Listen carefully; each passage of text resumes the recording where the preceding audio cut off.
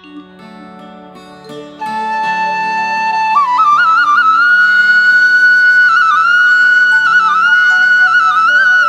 लोग पांचों इंद्रियों के अनाप शनाप विषयों का मन माने ढंग से सेवन करने वाले, हमारा हाल क्या होगा, हमारा परिणाम क्या होगा, हमारी गति क्या होगी। तो हम लोग बोलते हैं अजी जो होगा देखा जाएगा, अरे क्या चिंता करते हो, खाओ पियो मौज उड़ाओ, बाबाओं के चक्कर में मत पड़ो, बाद में देखेंगे, किसने देखा है भविष्य, वर्तमान में रहो, आनंद लो, जो होगा देखेंगे। तो श्रीमान जी जरा जरा याद करो, जो होगा देखा नहीं जाएगा, जो कर रहे हो ना वो आगे भोगा जाएगा, देखा नहीं जाएगा, भोगा जाएगा। और भोगना तुमको स्वयं को पड़ेगा। स्त्री पति बाप बेटे तुम्हारी कोई हेल्प नहीं करेंगे, वो कर भी नहीं सकते। अरे ज्यादा से ज्यादा इतना करेंगे कि तुम्हारे शरीर को शमशान घाट ले जाके फूंक आएंगे, ये कर देंगे। लेकिन तुम्हारे शरीर को जब शमशान घाट ले जाएंगे ना, तो जब अंतिम स्नान करवाएंगे ना, नहलाएंगे, तो तुम्हारे शरीर को टटोल लेंगे वो। कहीं कोई कंठी, सोने की चेन, कहीं कोई अंगूठी, हाँ है तो जाने दो ना, अरे जाने दो ना, ना ना। और तुम्हारे शरीर पर एक कफन, एक सबसे सस्ता कपड़ा, एक महंगा कपड़ा भी रहेगा ऊपर, लेकिन वो महंगा कपड़ा जो ऊपर रहेगा, अर्थी को, वो शव को चिता पर रखने से पहले महंगा वाला हटा लिया जाएगा। ये करेंगे और फिर तुम कहां गए, उनको बेचारों को क्या पता तुम किस योनि में चले गए, किस लोक में चले गए, उनको कुछ भी मालूम नहीं है। इसलिए कर्मों का फल स्वयं को, खुद को ही भोगना पड़ता है, खुद को ही। तो 5 प्रकार की, ध्यान दीजिए, 5 प्रकार की जो कामनाएं हैं, उनको हमारे शास्त्रों में एक शब्द में कहा है, काम। एक शब्द काम। काम माने 5 प्रकार की कामनाएं, उसका नाम काम। ये काम ही सब बीमारियों की जड़ है। तो आप लोग कहेंगे स्वामी जी क्रोध भी तो है, लोभ भी तो है। अरे काम में क्या, उसमें तो केवल इच्छा बनाता है कोई, इच्छा। और भयानक बीमारी तो लोभ है, क्रोध है। देखो लोभ कितना भयानक, कितने पाप करवाता है लोभ। कैसे कैसे काम करते हैं लोग।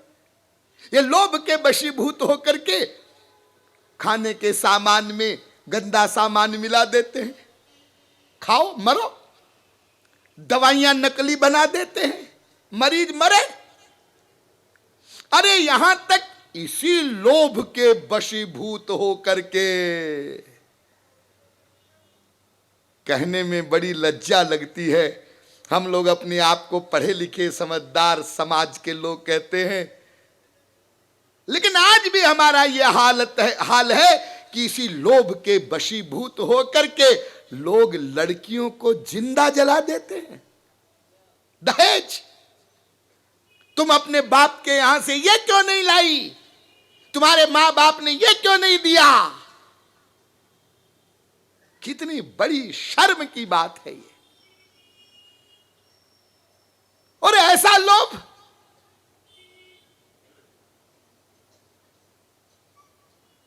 कि उस स्त्री को जला दिया, या इतना उसको टॉर्चर करना, तंग करना कि बेचारी खुद ही लटक के मर जाए। क्या होगा? अरे तुम कुछ पैसा, कुछ सामान यदि लड़की वालों के यहां से जबरदस्ती ले लोगे, उससे क्या हो जाएगा तुम्हारा?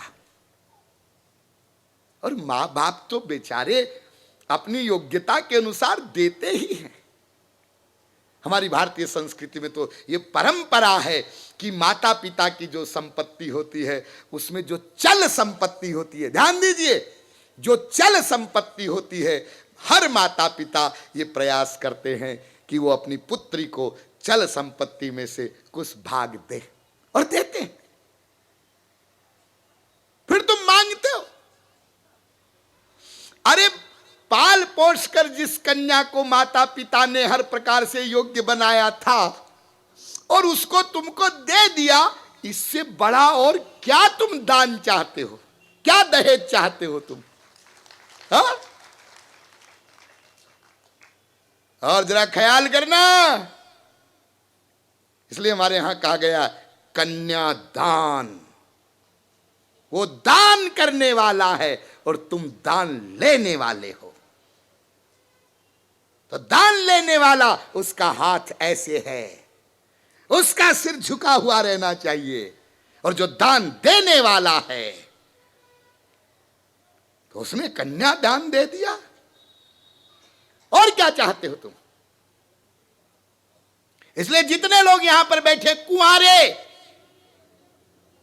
लड़के, वो प्रतिज्ञा कर लेना आज से और अपने मां बाप को बता देना, हमारा ब्याह करोगे और यदि मांगोगे लड़की वालों से कुछ तो हम ब्याह नहीं करेंगे। मांगना नहीं।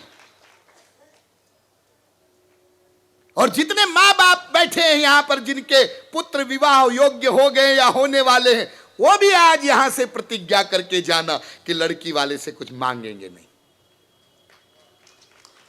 वो अपनी इच्छा से कुछ देता है, वो एक अलग बात है, लेकिन तुमको कोई डिमांड नहीं करना किसी प्रकार की। हाँ, तो ये लोभ के कारण होता है। और ये क्रोध है, वो क्रोध में भी व्यक्ति क्या क्या नहीं कर देता, अरे मर्डर तक कर देता है। तो स्वामी जी, भयानक बीमारी तो लोभ है और क्रोध है, लेकिन आप तो काम को भयानक बीमारी बता रहे हैं। हाँ हाँ, क्रोध और लोभ भी है, ये बात भी ठीक है, लेकिन मेन मुख्य बीमारी काम है। इसलिए वेद से लेकर के रामायण तक काम शब्द पर जोर दिया गया। वेद कहता है उपासते पुरुषम ये यकामा, कामनाओं को छोड़कर जो भगवान की उपासना करते हैं वो संसार सागर से पार जाते हैं। गीता कहती है प्रजहाति यदा कामान सर्वान पार्थ मनोगतान आत्मन्येवात्मना तुष्टः स्थितः प्रज्ञस्तदोच्यते। फिर गीता कहती है विहाय कामान्य सर्वान पुमांश्चरति निस्पृहः निर्ममो निरहंकारः सशान्तिमधिगच्छति। भागवत कहती है विमुंचति यदा कामान मानवो मनसि स्थितान तरिहेव पुंडरीकाक्ष भगवत्वाय कल्पते।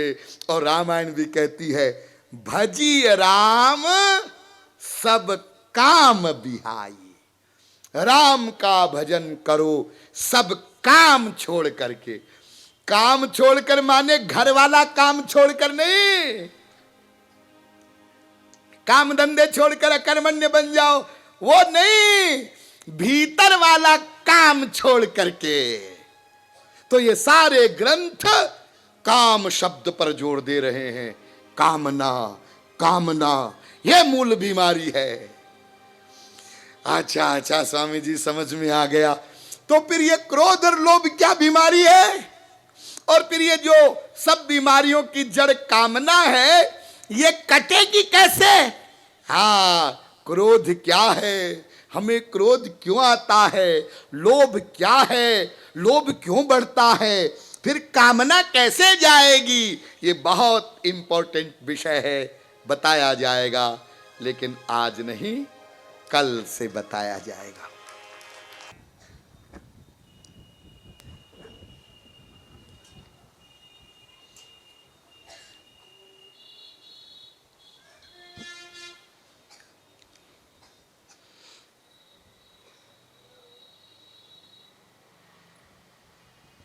अब आप लोग सावधान हो जाएं। एतज्ज्ञेयं नित्यमेवात्म संस्थम नातः परम वेदितव्यम हि किंचित भोक्ता भोग्यम प्रेरितारंच मत्वा सर्वं प्रोक्तम त्रिविधम ब्रह्म मेतत्।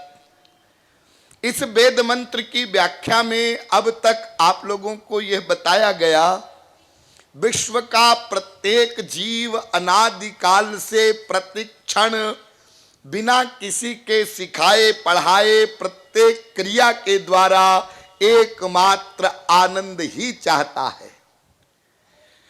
ऐसा क्यों है? जबकि संसार में सर्वत्र विषमता है, वैमत्य है। इस प्रश्न का उत्तर दिया गया, विश्व का प्रत्येक जीव ईश्वर का अनादि अंश है। ईश्वर एवं आनंद दोनों पर्यायवाची शब्द हैं, इसलिए विश्व का प्रत्येक जीव आनंद का अंश भी सिद्ध है। और चूंकि प्रत्येक अंश का स्वभाव होता है अपने अंशी को ही चाहना, अस्तु आनंद स्वरूप ईश्वर का अनादि अंश होने के कारण ही विश्व का प्रत्येक जीव नेचुरल आनंद को ही चाहता है। अतएव हमें यह भी समझना चाहिए कि हम भगवान के अंशी हैं, तो भगवान को पाए बिना हम आनंदमय नहीं हो सकते। अर्थात उस आनंद की उपलब्धि ईश्वर प्राप्ति पर संभव है। ईश्वर प्राप्ति के लिए सर्वप्रथम हमें भगवान को जानना होगा। भगवान को जानना ये भगवान की कृपा से ही संभव है। भगवत कृपा भगवत शरणागति पर आधारित है। शरणागति का तात्पर्य होता है प्रत्येक कर्म के कर्ता मन को भगवान के शरणागत करना। लेकिन चूंकि हमारा मन अनादिकाल से संसार के शरणागत हो चुका है, इसलिए सर्वप्रथम उसे संसार से विरक्त करना होगा। तदर्थ संसार के परिज्ञान की आवश्यकता प्रतीत हुई। अतः संसार के विषय में आपको बताया गया कि दो प्रकार का संसार होता है, एक संसार बाहरी, एक संसार भीतरी। इन दोनों संसारों का संबंध भी बताया गया। भीतर वाला संसार बाहर वाले संसार को पाकर बलवान हो जाता है, लेकिन किसी उपाय से यदि हम भीतर वाले संसार को समाप्त कर दें तो बाहर वाला संसार हमारा बाल भी बांका नहीं कर सकता है। किंतु बाहर वाला संसार समाप्त भी हो जाए और भीतर वाला संसार बना हुआ है तो फिर खतरा कम नहीं होता है, खतरा बना रहता है, बल्कि खतरा बढ़ भी सकता है। अस्तु हम इस निष्कर्ष पर पहुंच गए कि बाहर वाला संसार निंदनीय नहीं है, ये तो भगवान का ही स्वरूप है और भगवान ने हमारे शरीर को चलाने के लिए अपनी माया शक्ति के द्वारा इसको प्रकट किया है। किंतु खतरनाक तो भीतर वाला संसार है।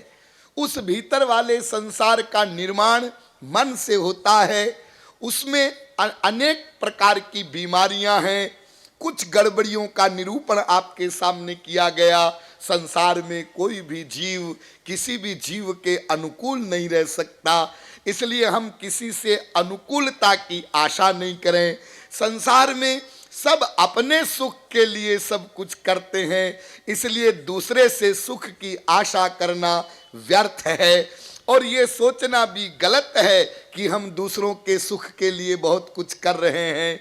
और तीसरी बात आपको ये बताई गई कि संसार में कोई किसी को अच्छा नहीं कह सकता। जब कोई किसी के अनुकूल नहीं हो सकता तो भला कोई किसी को अच्छा कैसे कह सकता है। जब हमने महापुरुषों को, भगवान को नहीं छोड़ा, उनकी भी हमने बुराई किया, निंदा किया, तो फिर हम अनंत अवगुणों के भंडार, कामी, क्रोधी, लोभी, मोही क्यों आशा करते हैं कि लोग हमको अच्छा कहेंगे। अतएव अच्छा कहलाने के लिए हमें प्रयत्न नहीं करना है, अच्छा बनने का प्रयत्न करना है। और देखिए, जितना प्रयत्न हम अच्छा कहलाने के लिए करते हैं उसका 1% प्रयत्न भी यदि हम अच्छा बनने के लिए करें तो पता नहीं कितने अच्छे बन जाएं। लेकिन हमारा चिंतन ऐसा होता है, लोग क्या कहेंगे, लोग हमको अच्छा कहें, लोग अच्छा कहें। मेरे वो सोचता है, मेरे भाई के बेटे का विवाह हुआ था तो उसने उसके विवाह में 50 लाख खर्च किया।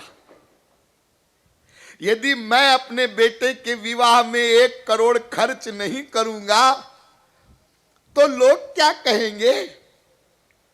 हाँ, इसलिए खर्च करो। लोग क्या कहेंगे बताऊं? यदि तुमने अपने बेटे के विवाह में या बेटी के विवाह में और करोड़ों खर्च किया है, तुम्हारे ही स्थान पर आकर के और तुम्हारे ही पैसों की पार्टी वो उड़ा रहे हैं और पार्टी में ही खड़े खड़े तुम्हारे लिए कह रहे हैं, लगता है सेठ जी ने बहुत ब्लैक मार्केटिंग का इकट्ठा कर लिया है। तो खर्च न करते तो क्या करते? ये लो, तुमने तो ये लाखों रुपया खर्च किया कि लोग अच्छा कहेंगे और तुम्हारी पार्टी में खड़े खड़े वहां 10 लोग तुमको ही गालियां दे रहे और तुम कितने भोले हो, सोचते हो कि लोग हमको अच्छा कहेंगे। कोई किसी को अच्छा नहीं कह सकता। अच्छा कहलाने की आशा मत करो। कोई तुम्हारे दुर्गुण बतावे उसको धन्यवाद दो। तो इस प्रकार की अनंत बीमारियां भीतर वाले संसार में है। उन सब बीमारियों की जड़ आपको बताई गई कामना। 5 प्रकार की कामनाएं होती है। उन 5 प्रकार की कामनाओं को एक शब्द में हमारे शास्त्रों में कहा गया है, काम। हम लोग काम शब्द का अर्थ इतना ही समझते हैं जो विषय भोग होता है। ये जो बच्चे कच्चे पैदा होते हैं, जो विषय भोग होता है, इसको हम काम समझते हैं। काम, कामुक, कामी, कामिनी। हाँ। लेकिन केवल एक त्वगेंद्रिय के विषय के भोग को काम नहीं कहते, 5 इंद्रियों की कामनाओं को काम ही कहते हैं। ठीक, तो ये कामना सब बीमारियों की जड़ है। तो कल जाते जाते ये प्रश्न आया कि कामना में तो केवल इच्छा बनाई जाती है, लेकिन कामना से भयानक तो क्रोध है और एक हमारा दुश्मन लोभ है। क्रोध और लोभ में तो बड़ा अनिष्ट होता है, मर्डर तक कर देता है क्रोधी व्यक्ति। कामना में क्या है? तो फिर आपको यह कहना चाहिए कि बहुत भयानक बीमारी क्रोध है, लोभ है और काम भी है, लेकिन ऐसा नहीं है।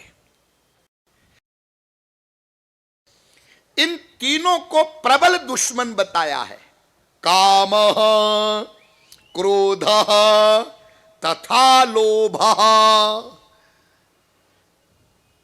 ये तीनों नरकस्येदम, नरक के द्वार हैं, काम, क्रोध, लोभ। लेकिन जब संक्षेप में कहा गया तो केवल काम कहा, डिटेल किया तो काम, क्रोध, लोभ कहा, और डिटेल किया तो काम, क्रोध, लोभ, मद, मोह, मात्सर्य ये कहा। और जब संक्षेप किया तो उपासते पुरुषम ये है कामा, जो काम को छोड़ करके, सांसारिक कामनाओं को छोड़कर भगवान की उपासना करते हैं, वे मृत्यु से परे जाते हैं। यदा सर्वे प्रमुच्यन्ते कामा, फिर काम शब्द आया। गीता में भी प्रजहाति यदा कामान, काम शब्द आया। विमुंचति यदा कामान, भागवत में भी काम शब्द आया। विहाय कामान्य सर्वान, फिर गीता में काम शब्द आया। तो ये काम, बार बार कामना, कामना, काम, इसी शब्द पर जोर दे रहे हैं शास्त्र।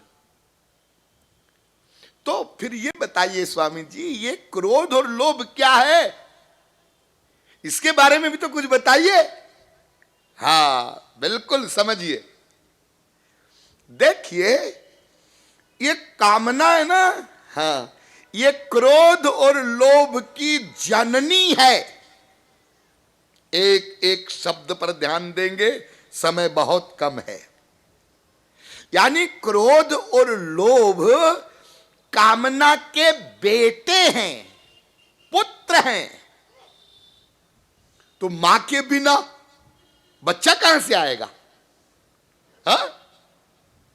यदि कामना न हो तो लोभ आ ही नहीं सकता, क्रोध आ ही नहीं सकता।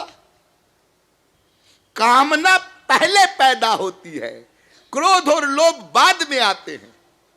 अच्छा, कैसे पैदा होता है लोभ, कैसे आता है क्रोध? आप लोग बहुत बार ये प्रश्न किया करते हैं। हमें क्रोध, गुस्सा बहुत आता है। पप्पू के पापा को गुस्सा बहुत आता है। अरे तुमको भी आता है, पप्पू के पापा को ही नहीं आता है, सबको आता है। तो लोभ क्यों उत्पन्न होता है, क्रोध क्यों आता है, इसका रीजन समझ लीजिए। कामना की पूर्ति से लोभ उत्पन्न होता है। एक फार्मूला, आपको कामना पैदा हुई, हाँ हुई, क्या हुई? रसगुल्ला खाऊं,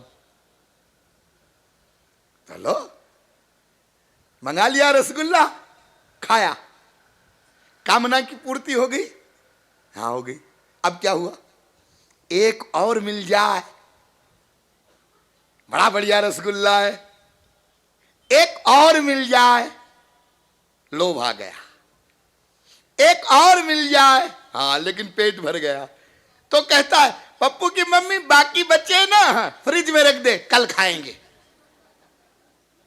रोज रोज रसगुल्ले मिले तो जो प्रतिलाभ लोभ अधिकाई, ये हमारे शास्त्रों के अकाट्य सिद्धांत है, सब पर लागू होंगे। जितनी मात्रा में आपकी कामनाओं की पूर्ति होती चली जाएगी, उतना ही लोभ बढ़ता चला जाएगा। देखो, जो साधारण क्लास का व्यक्ति होता है, कोई छोटा मोटा बिजनेस करता है या साधारण सर्विस करता है, वो व्यक्ति पहले ऐसा नहीं सोचता है कि मैं अरबपति खरबपति बन जाऊं। पहले तो वो छोटी छोटी बातें सोचता है। अरे भाई ऐसा है, 2-4 लाख बैंक बैलेंस होना चाहिए भाई। हा? अरे बेचारे और जो साधारण कक्षा के लोग हैं वो तो इतना ही सोचते हैं, घर का काम तो चल ही रहा है, बस 10-20 हजार बैंक में रहे तो कभी वक्त बेवक्त जरूरत पड़े तो निकाल लें। यहां से शुरुआत होती है। लेकिन 10-20 हजार बैंक बैलेंस हो गया तो लोभ आ गया, 50 हो जाए, अब तो 50 हजार हो गया, 1 लाख हो जाए, हाँ हो गया, 10 लाख हो जाए, अब क्या करें? एक प्लॉट खरीद लें, प्रॉपर्टी बढ़ रही है, अब 10 लाख का प्लॉट खरीद लिया, अब क्या करें? और 10 लाख का तो प्लॉट खरीद लिया, अब 2-4 लाख और चाहिए, अब और इकट्ठा हो गया, फिर तो 99 का फिर 1 से शुरुआत करता है और 99 तक पहुंचकर 100 करके उसको रख देता है, फिर 1 से शुरू करता है और बीमारी लग जाती है। लोभ बढ़ता ही चला जाता है, बढ़ता ही चला जाता है। तो कामना की पूर्ति से लोभ उत्पन्न होता है और कामना की आपूर्ति से क्रोध उत्पन्न होता है। एक श्रीमान जी आए प्रवचन में और घर पर नौकर को बोलकर आए, रामू 9:30 बजे आएंगे, तो रसगुल्ला ला के रखना। जी साहब। जब प्रवचन से लौट कर गए पहुंचते ही घर, रामू रसगुल्ला ले आ बेटा। रामू ने कहा साहब रसगुल्ला तो मैं नहीं लाया। नहीं लाया? क्यों नहीं लाया नालायक? तेरे को कहा था ना रसगुल्ला ला के रखना।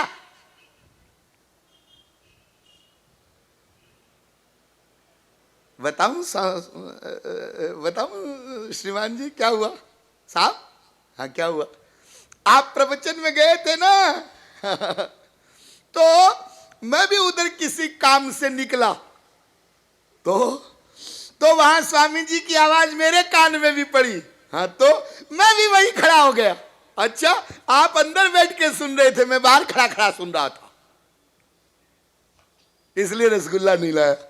नालायक कहां का। अरे पहले रसगुल्ला लाके रख देता, फिर प्रवचन सुन लेता।